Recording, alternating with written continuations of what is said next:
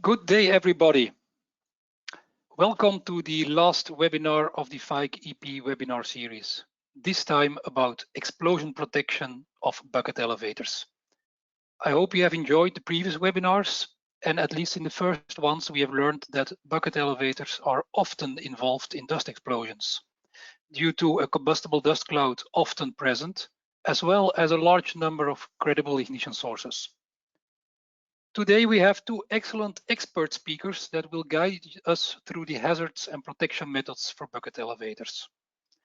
Dr. Dimitrios Kakogiannis, application scientist of company Fike in Belgium, Europe, and Anthony Leali, business development manager of company 4B Components in Morton, Illinois, USA. Dimitrios has more than 5 years of experience in explosion protection for various industries and is active working member of European ATEX standardization committees. Anthony has more than 10 years of experience with crane industry and elevators and is active member of several committees, such as GIAPS, the International Association of Operative Millers, and NFPA. If you have questions or remarks during the presentations, please post them in the questions box of the broadcasting tool. We will deal with them at the end of the presentations. This webinar will be recorded and published on the Fike website for future reference. Also, a written list of answers to all your questions posted, even if not treated online today, will be published on the Fike website around 1 week from now. Dimitrios, the word is now to you. Thank you, Jim. Thank you all for attending this webinar. What we're going to see today is going to be an overview of the explosion protection of bucket elevators. We're going to start with an introduction to see what kind of equipment is a bucket elevator. And we're going to discuss the standards, the methods of protection, and the whole philosophy, let's say, behind avoiding the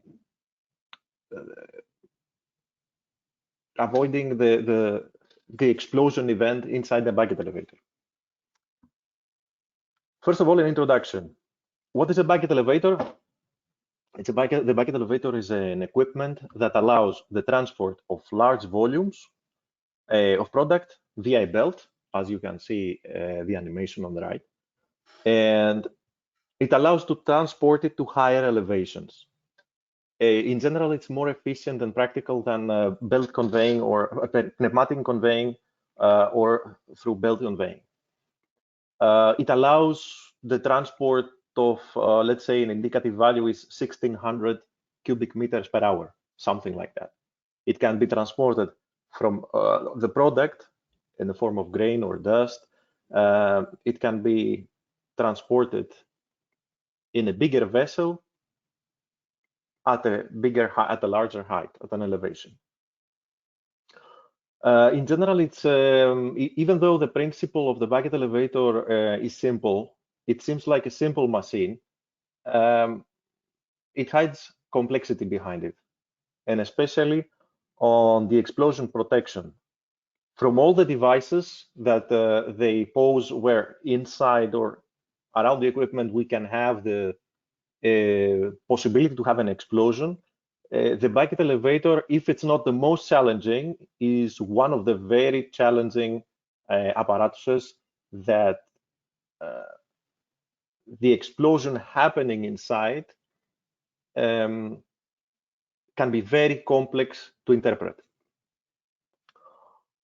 and to analyze.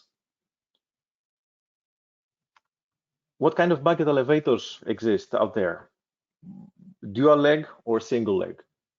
Dual leg are elevators where the casing is around the belt and the buckets, or the chain and the buckets, the chain that moves the buckets around. So the twin leg has two casings. The single leg has both lines that they go up and down in one casing. The casing can be circular or rectangular, and the buckets can be metal or plastic. These differentiations that are described here are relatively important because they play a role on the intensity of a possible explosion. Now, what is the hazard? What's the risk inside the elevator?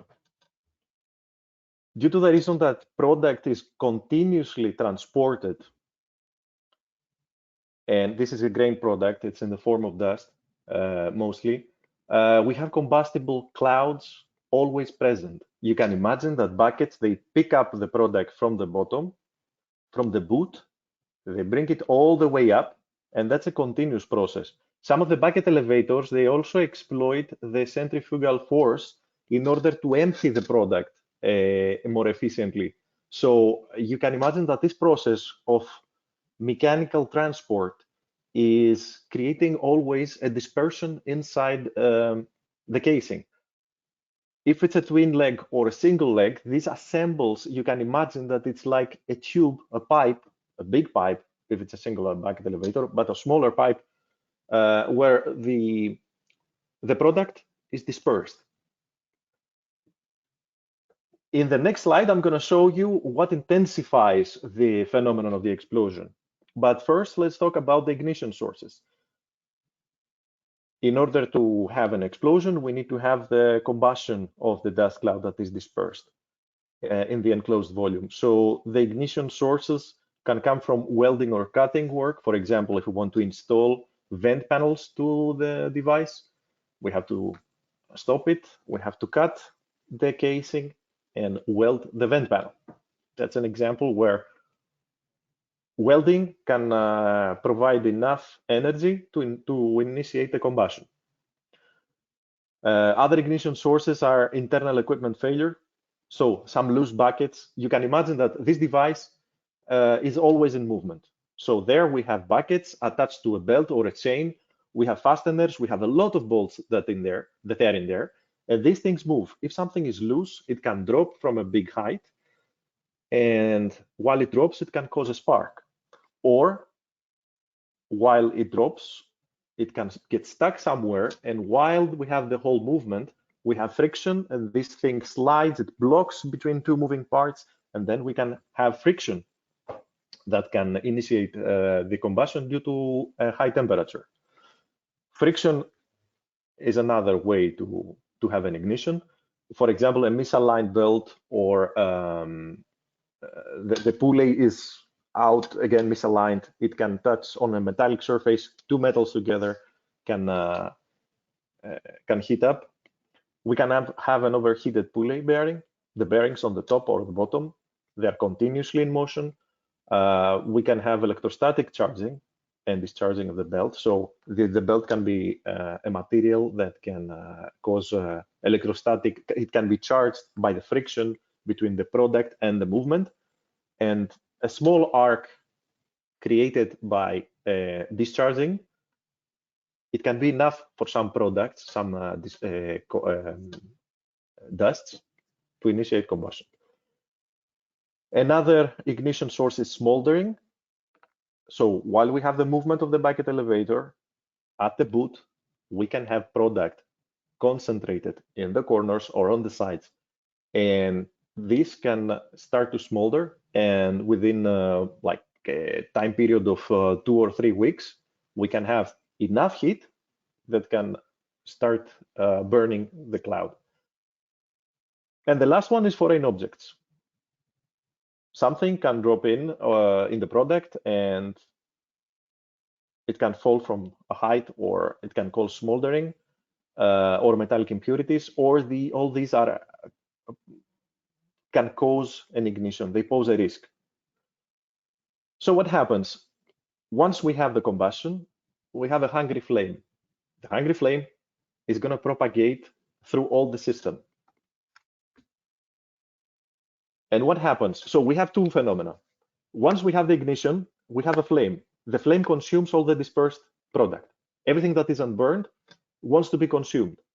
The buckets that are inside the elevator, they are going to create turbulence. The flame is going to travel all around the buckets, and due to turbulence in the cloud, in the air, mixture of air and combustion. So imagine that you have a cloud there inside the leg.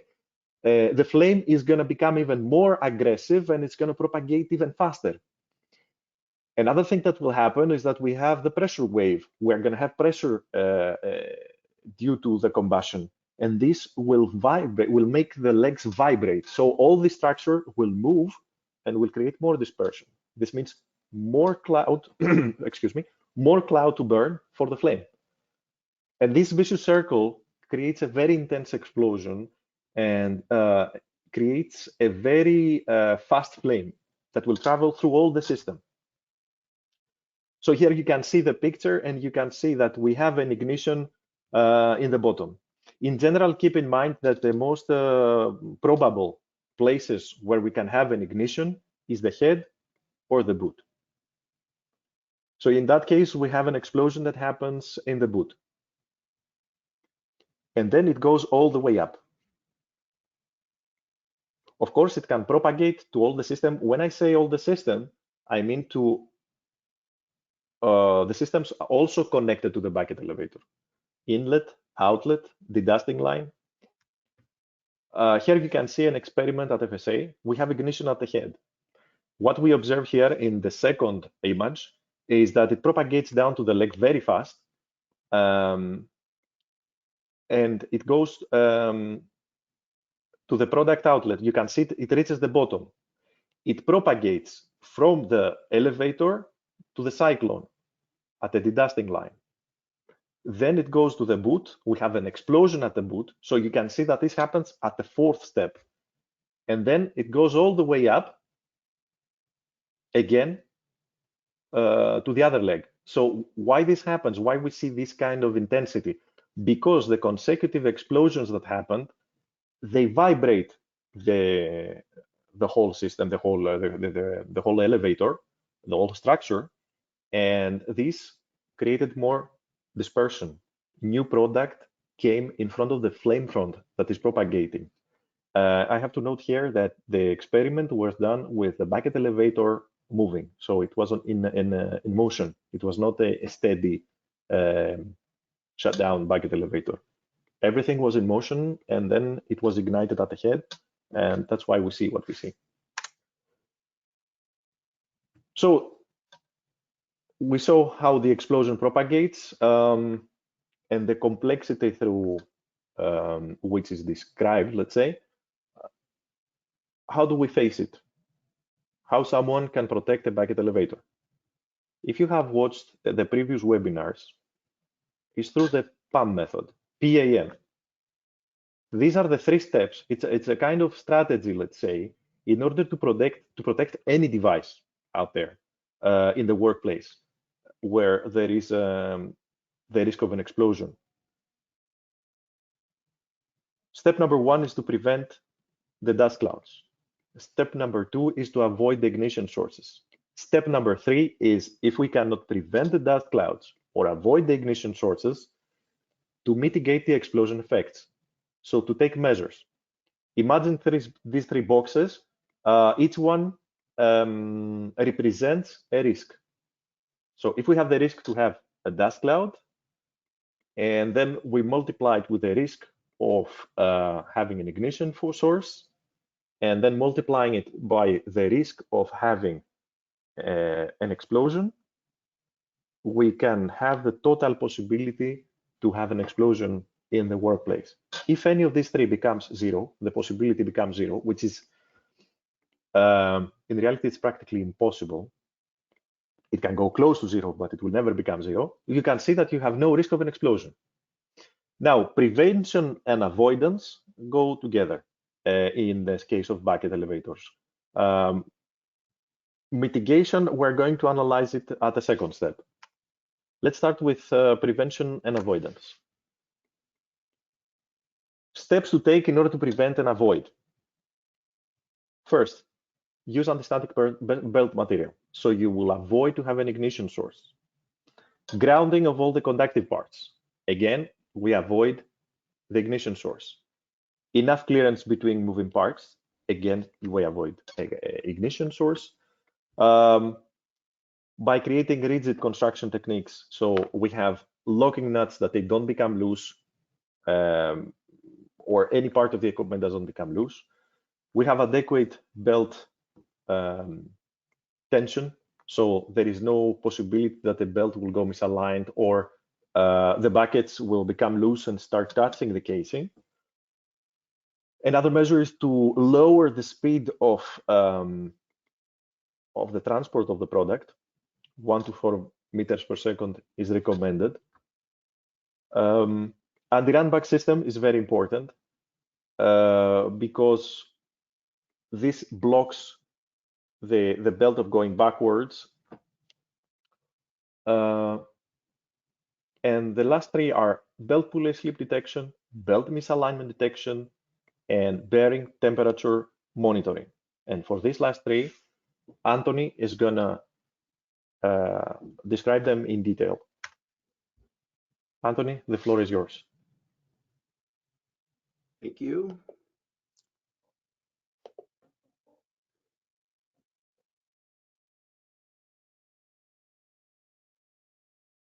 There we go.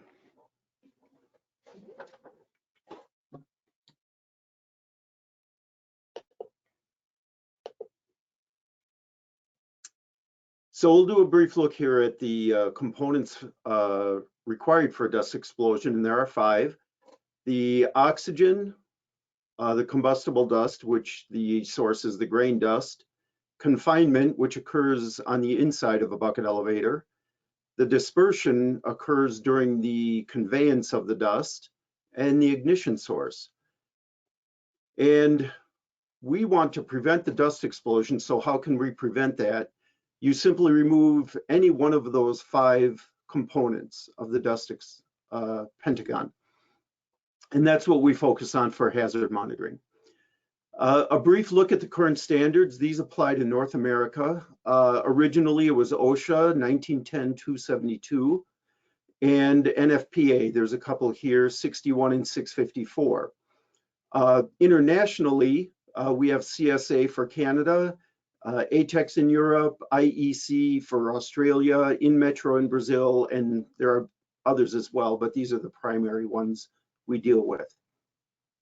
Another note here, NFPA 660 is in development for dust hazards and will consolidate a number of existing NFPA standards, and that is in development now, so that's something to be aware of as you're implementing dust hazard planning. So here are the monitoring points for a bucket elevator. The first one we'll look at here are for bearing heat detection. That's the number 1 here. And again, typically we have 2, one on each side of the shaft, the pulley shaft up at the head, and then on the tail pulley as well, 1 on each side. For a motor or gearbox, this is also not a requirement always, but it's commonly monitored, and that can be just a surface mount temperature sensor there. For belt misalignment, typically there will be 1 on each side of the head and 1 on each side of the tail.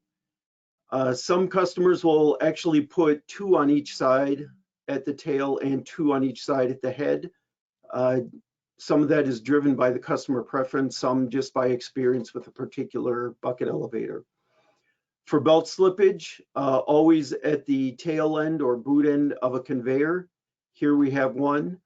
Sometimes you might notice for a VFD driven bucket elevator, there can be 2, 1 at the head and 1 at the tail. And then simply to indicate a belt slippage, you would look at the ratio of those 2 speeds. Also commonly monitored is a plug condition, typically on the output spout of a bucket elevator, so that if something is blocking here, it will let you know that or prevent that product from filling up the leg of the bucket elevator. And just real briefly, similarly on a belt conveyor, either a enclosed or open, we have the same monitoring points for bearing and alignment on the head and tail, both here and here, and then a speed as well. So a brief look at the types of bearing temperature sensors. Very common are NTC, that's negative temperature coefficient. This is a high value resistance that actually declines with an increase in temperature. We have a 4 to 20 milliamp output type of sensor, PT100 RTD, and then we have a couple others here, the PTC, which is a thermostatic switching style temperature sensor, which is programmed at a specific temperature, and then thermocouple. And these two have been around probably the longest in hazard monitoring, but the favored technologies tend to be the NTC 4 to 20 milliamp and PT100. In the format, commonly referred to as ADB or adjustable depth bearing temperature sensor and a lug. In this style, the probe here through the adapter, which replaces the grease fitting on a bearing, the probe depth can be adjusted to reach inside the pillow block of a bearing. Here we have the surface mount lug style. And one important thing for all of these type of sensors that we're going to talk about is the test and verification. And here we see a handheld testing device. This device simply turns on and there's a internal heating block, and you would remove the probe from the grease adapter or mounting lug and insert the probe into the tester, and it will actually heat the probe up through your monitoring temperatures, and you can verify that the sensor in your system are working properly. Here we show the installation of the adjustable depth bearing temperature sensor in a pillow block bearing. And here you can see the benefit of the adjustable depth here, so that the actual temperature sensing probe tip is right near the outer race of the bearing where the heat or excessive heat potentially will be generated. And the feedback I've gotten from bearing manufacturers is, depending on the size of the bearing, the difference in temperature between the outer race here and the outside of the pillow block can be as much as 5 to 10 degrees. And that's the benefit for measuring internally, as you get a quicker indication when there's been a malfunction. For belt misalignment, we have two styles, direct.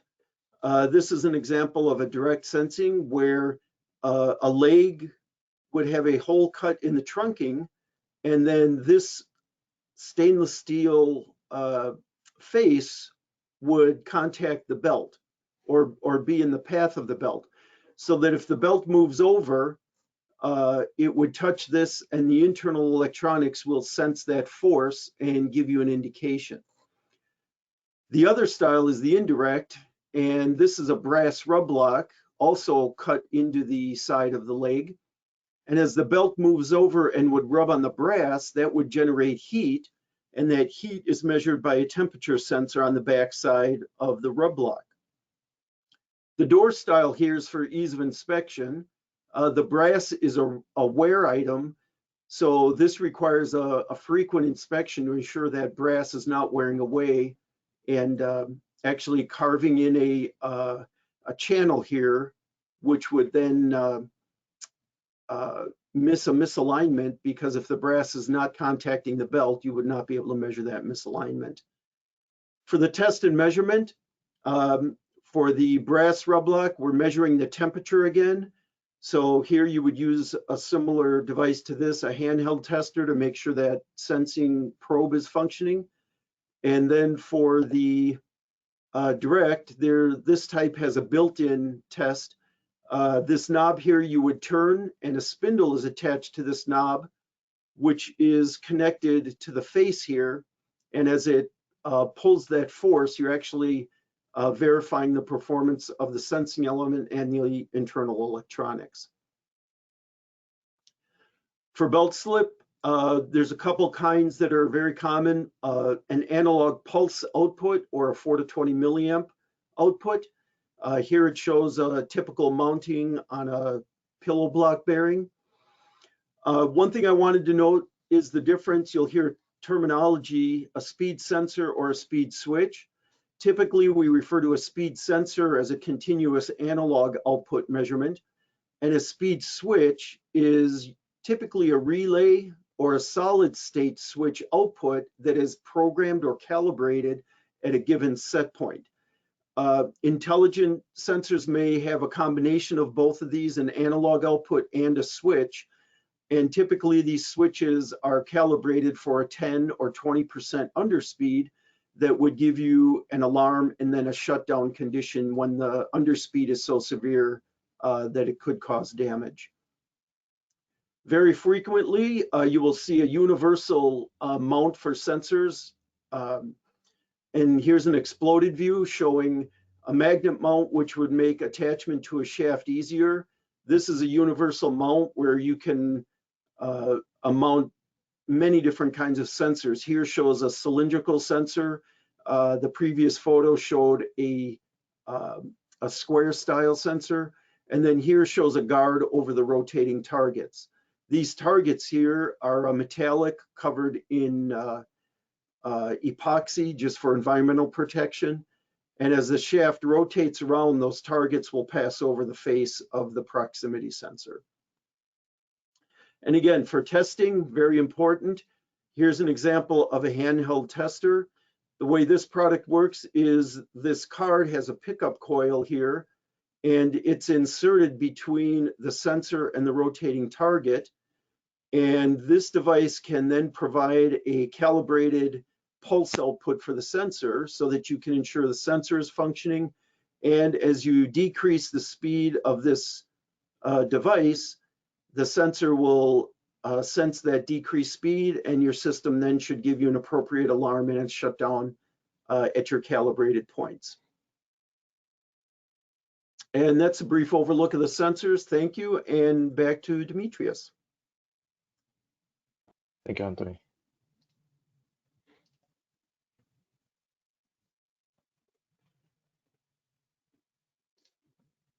All right. So let's discuss about the last step now, mitigation. Mitigation comes in place when we cannot avoid to have an explosion, when there is no possibility that we will have no cloud dispersion or no ignition source. How do we apply the explosion mitigation? In the schematic, you can see a typical configuration of a bucket elevator. We have the inlet of the product, it goes in the boot. We have the leg that goes upwards. It moves the product in the head. From the head, it goes to the outlet, and then the buckets go down. The outlet drops the product in the silo. And we have the dedusting line that absorbs the dispersed product, most likely towards the cyclone. What are the methods, the main principles through which we protect this system, this whole system? For the head, we can apply venting or flameless venting or explosion suppression. For the boot, the same, venting or flameless venting if it's indoors, and explosion suppression. For the legs, we can apply venting, suppression, or chemical isolation. For the inlet, chemical isolation. And for the outlet, the same. For the dedusting line, we can place chemical isolation or an explosion diverter. So let's discuss a little bit further its method. The elevator head, as it was mentioned before, is one of the parts that it's the most likely to have an ignition because it's a big volume. There is a lot of open space, and there is also a lot of dispersion and oxygen. And at the same time, we have multiple potential ignition sources, such as hot bearings. Venting is the most economic protection.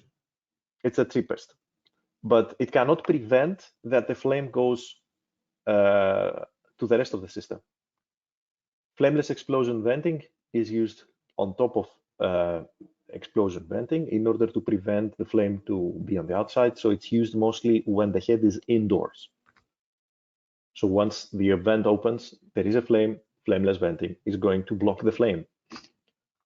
but will allow the vent of the device, of the volume. Finally, explosion suppression is the most elaborate system, and it can be applied indoors, but also outdoors, and it can be very well combined with chemical isolation, as you saw, for example, for the outlet. For the legs, again, venting is the most economic protection. It avoids pressure piling, so if something happens in the leg, we're not going to have an increase of pressure. Even though we might have flame traveling, it doesn't prevent that the explosion propagates, but in case of an ignition in the legs, we will have immediate opening of the vent, and there will be a relief of the pressure. Another advantage of the venting is that they have a minimal footprint, the vent panels, in comparison to any other method. Again, we can have flameless venting on top in case that the elevator legs are indoors. Explosion suppression is applied with single leg elevators. With twin leg, we apply chemical isolation. And we have, if we combine it with suppression on the head and the boot, we can have a holistic system, a holistic approach. And it will prevent overall the explosion propagation. For the boot, it's similar to the head. Again, it's a location where we can have ignition sources. It offers a lot of open space. It offers also more dust cloud dispersed than the top, as we can imagine, as the product drops. Excuse me. Again, we have multiple ignition sources, such as bearings that they might be hot or smoldering product that can be accumulated at the bottom. And the same principle as for the head, we follow it also here. Explosion venting is the most economic protection. It doesn't prevent that the flame will go upwards in the legs or in the inlet. Flameless venting can be also applied, and explosion suppression is very often applied and preferred because it can be combined with a whole system, as we described before. Now, there are methods and standards to apply this, the two concepts, actually venting and suppression. If we take it a little bit more general, and in suppression include the suppression systems and the chemical isolation systems, because they both include a bottle with suppressant. So venting and suppression are the two general concepts. And there are methods and standards out there that they give a kind of guidance on how to apply them. And let's discuss first venting.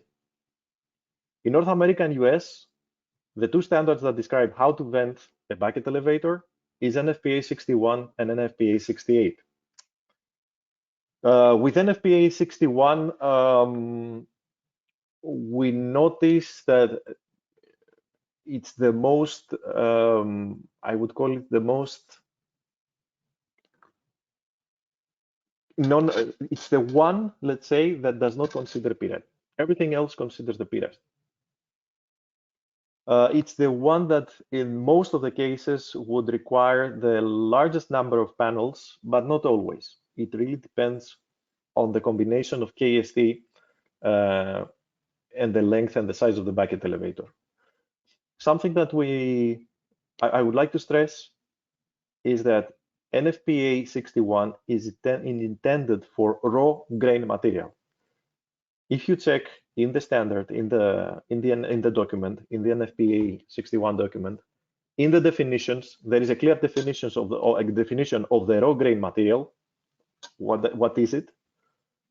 And then there are two sections, one that says how to apply NFPA 61 for raw grain material, and another section that says if it's not raw grain material, then we should consult NFPA 68. Another point that it's not applied in this concept of NFPA 61 is that there is no venting for the boot. The space venting is always 6 meters, and they don't take into account if the buckets are metallic or plastic. Why this is important? Because the metallic buckets, when we have a flame propagation in the legs, they absorb the heat. The plastic buckets, they absorb the heat faster than the plastic buckets.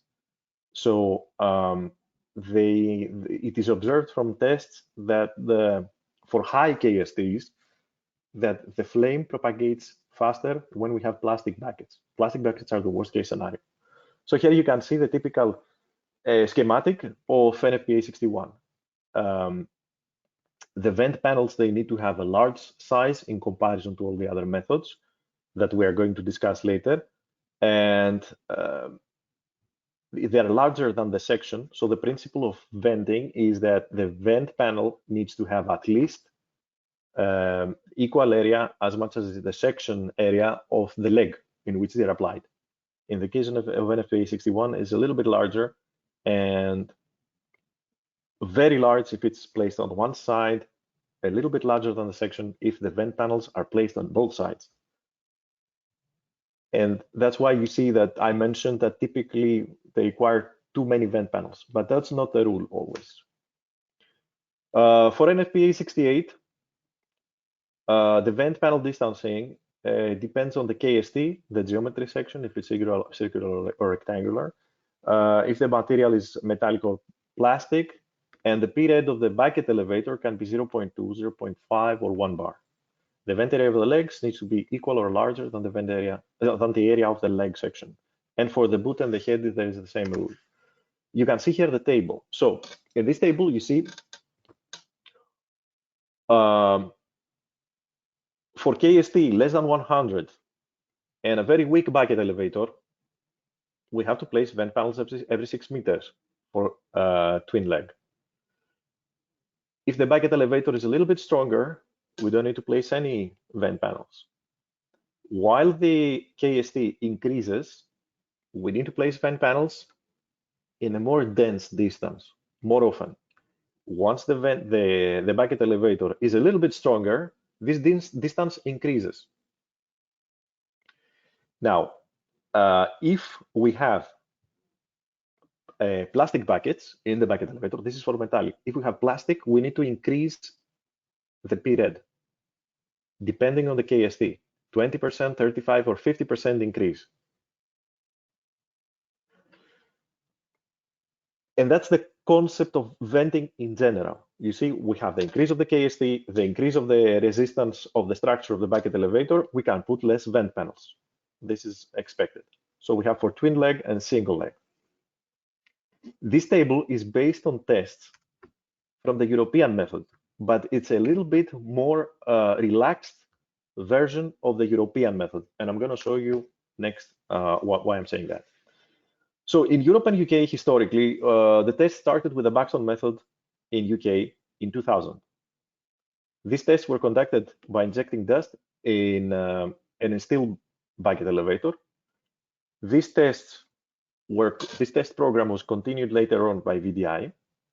And the VDI tests were adapted by so we have the VDI in Europe. What is mostly applied is the VDI 2263 part 1, 8.1.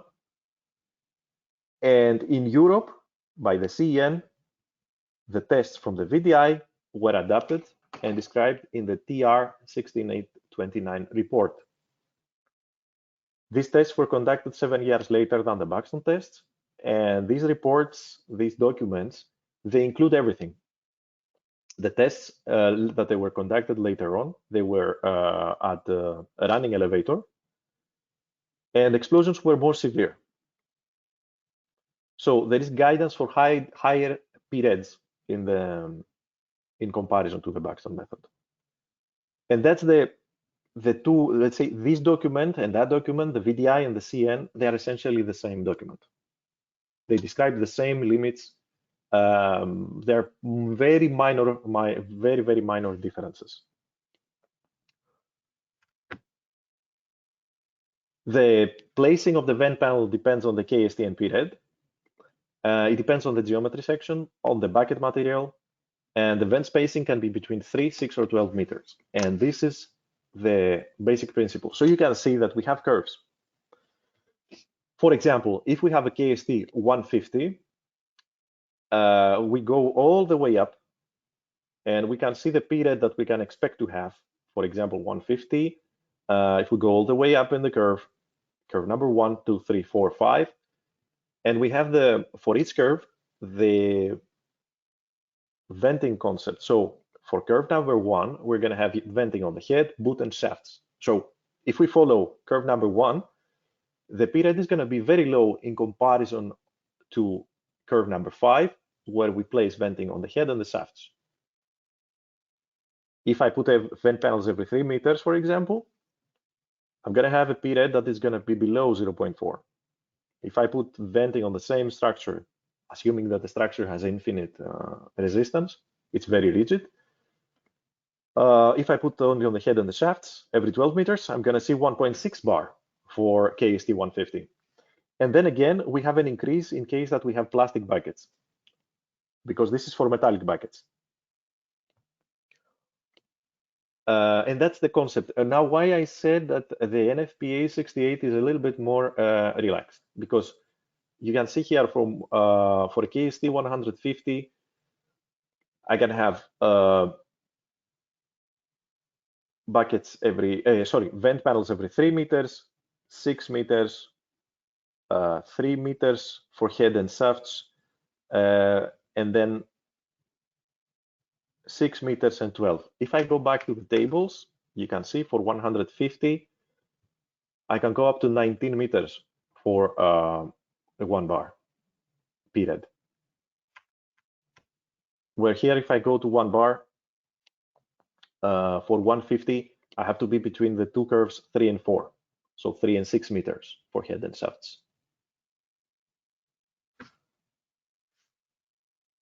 And that's the basic principle. You can check the documents, the standards for further details. Now some tips and tricks for venting. In general, the principle when we install the vent panel, it's better to be installed on the side. Because what's the basic principle? Because the product moves continuously, and as I said before, there is also the centrifugal force that it might be exploited, especially in the head, in order to empty the product from the buckets. We don't want the product to be in touch or consume the panel.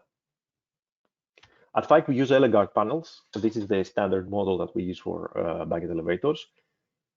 It's a weld-free panel, so we can install it on a bucket elevator only with 6 connections. And it fits at most bucket elevators in general, because there is a very large ratio between length and width. On top of the Elegard panels, we put Eloquence devices, which is flameless venting. And in that case, something that to keep in mind that I didn't mention before is that when we place flameless venting on top of a vent panel, we obstruct the vent panel functioning. So we have a kind of a new venting device with a little bit less efficiency. So this means that the vent area requires a little bit of an enlargement in order to provide the correct venting. So once we put an Eloquence, because we obstruct, we reduce the efficiency, so we need larger vent area. For the explosion venting of the legs,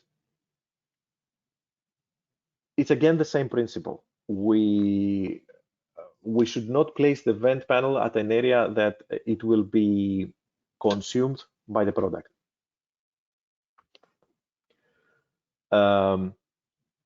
Here it says install vent panels on the leg sides facing the buckets. Thereby, we create in a way a free vent path, and we balance also the reaction forces during the activation. So imagine that these panels, they open, they create a kind of a thrust through the flame, and we should avoid to have an elevator collapse. We can imagine that in a way it affects the strength of the structure overall, so they have to be correctly placed. Excuse me.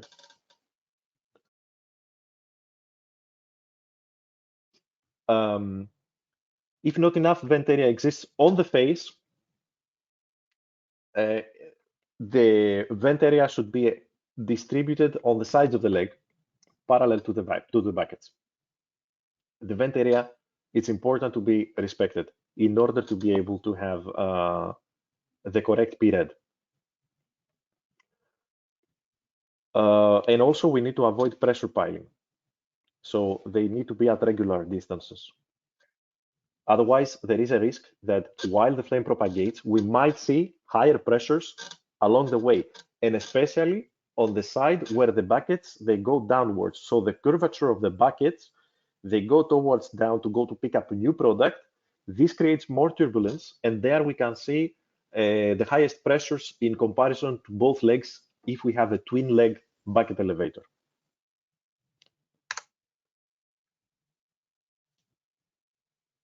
For the boot, the same principle is followed as for the head.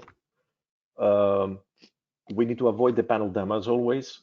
So, and also we shouldn't have blockage of the vent when they will open, in case that they open. And the main idea is that the size of the vent panels should be equal or larger than the cross-sectional area. Again, we have L guards at Fike that we place on the same area as we do for the head or the legs. And Eloquence is placed on the top of the vent panels. And in that case, we have to take into account the blockage and how it reduces the efficiency. This was about venting. Now about suppression and chemical isolation. For suppression and chemical isolation, the only standards that provide clear instructions are the VDI and the CN report. The VDI part 2, 8.2, for venting is 8.1. So here you can see the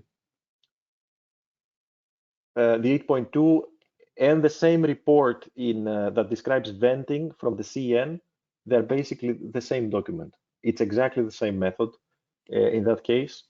And they both state that if we have an ignition in the head or the boot, explosion flames can spread for pressures as low as 50 millibar. Or in the VDI it says 50 millibar, and the TR it says between 20 and 60 millibar, because they refer to the same testing. How much is 50 millibar? It's like holding 50 pennies in your hand. This is how it feels. So once we have the concept of suppression installed, not venting, you can see that we can have spread for when we have very, very low pressures. The flame goes through the whole system very, very fast in comparison to any other system. So what's the basic principle? On the right, you can see that we have pressure between the boot and until the first set of bottles in the legs. We have PA1, and we have the same pressure from the head until the first set of bottles on the legs. And between the legs, between the bottles at the legs, we have PA2.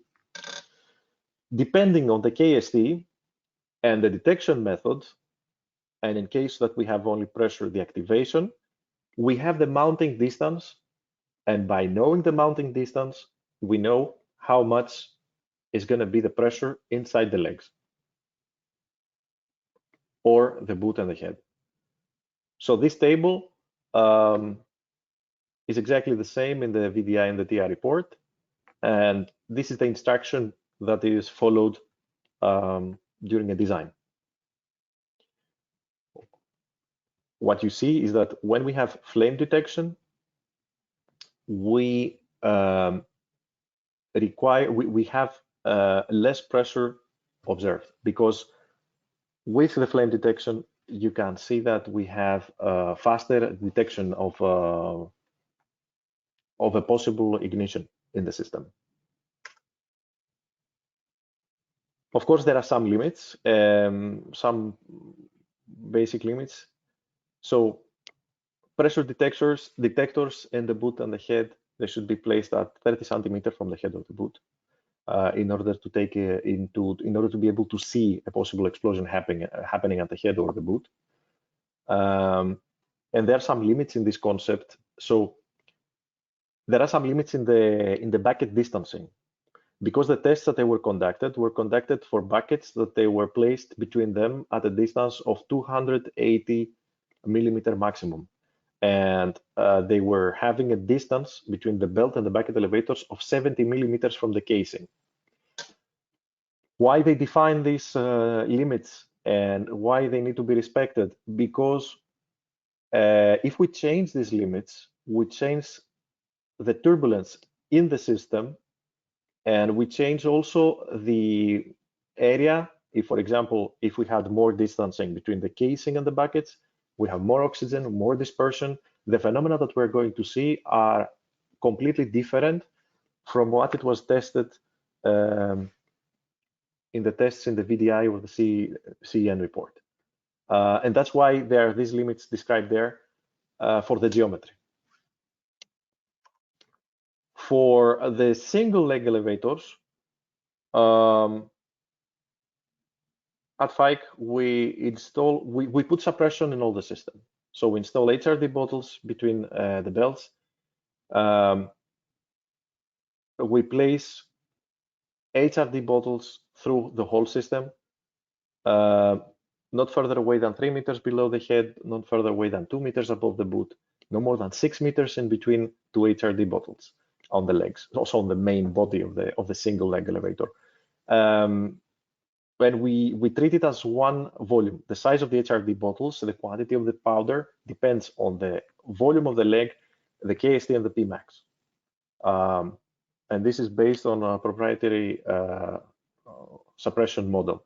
So we don't put isolation on the leg, we put suppression, we install suppression. Again, some tips for the suppression in the head and the boot. For the head, we install suppression. We have 3-inch radial HRD nozzles that they disperse the dust in the whole head, and they don't obstruct. They don't go. The powder it doesn't hit directly on the opposite side of the casing. It is dispersed in the whole volume. And we have telescopic nozzles, so it means that the system, before it's activated, it doesn't obstruct the functioning of the bucket elevator. There is no an extra volume in there while the whole system functions. So it consumes minimal space in the head or in the boot. And due to the reason that we have a dispersion that happens radially, there is no case that we will have bending or damage or plastic deformation of the casing at the opposite, because the system disperses the suppressant in a very fast and I would say aggressive way. The forces are important. For the legs, we put isolation. So we install isolation in each leg when we have a dual leg elevator. Flame detection is important because it activates the system very early, and the flame is blocked for sure. And the reduced explosion pressure is determined, as I said before, from the report that you saw, by placing the bottles at a certain distance. The amount of the SRD bottles is determined by the cross-sectional area. And very often, just one bottle connected at the same time to two legs disperses its powder at both sides, and it's enough. And the last thing, let's say, 2 parts that I would like to discuss is what happens with the mitigation in the inlet, outlet, and the dusting line overall. These are in a way connected. They are connected to the bucket elevator. They are part of the system, and they require also some measures to mitigate the possible explosion. For the inlet,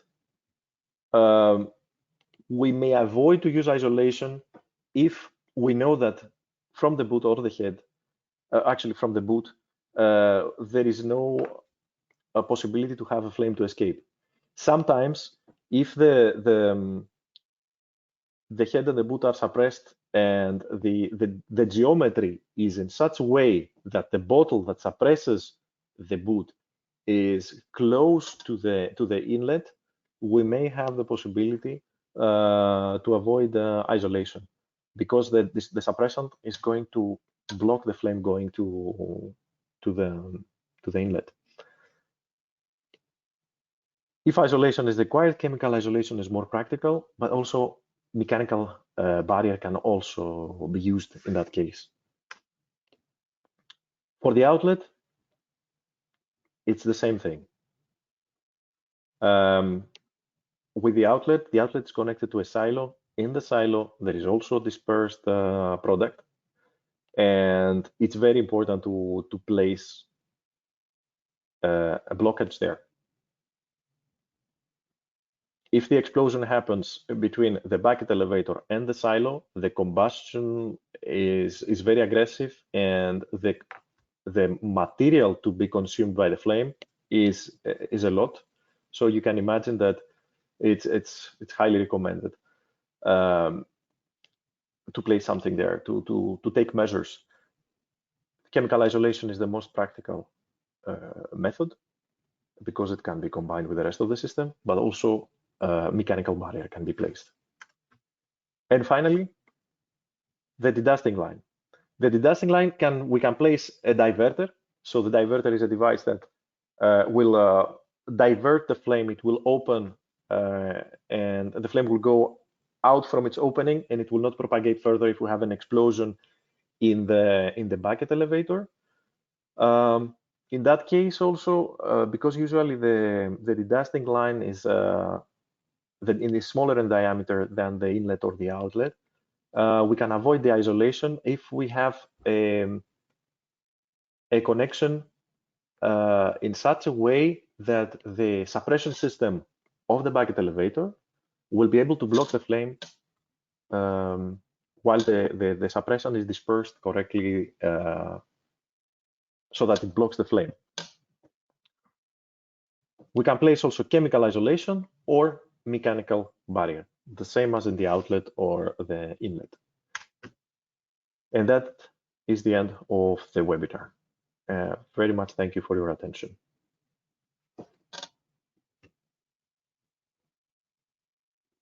Thank you very much, Dimitrios and Anthony.